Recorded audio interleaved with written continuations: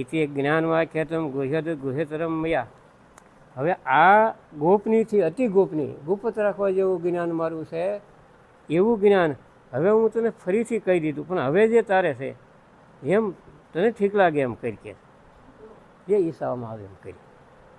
તો હવે અહીં ભગવાનના અર્જુન ઉપર અનંત ઘણી કૃપા ઉત્પન્ન થાય છે. ભગવાન અર્જુનને કહેવા લાગ્યા, હે અર્જુન, બધાય ગોપનીય વચનો મેં તને કીધા, ગુપ્ત રાખવા જેવા, અને જે સાંભળીને આ જીવનો જે ઉદ્ધાર થઈ જાય એ વાત મેં તને કીધી છે. એવું ગોપનીય મારા રહસ્યયુક્ત વચનને તું હજી ફરીથી સાંભળી કે, અને તું મારો પ્રિય છો, માટે આ પરમ હિતકારી વચન હું તને કહું છું, તારા હિત માટે.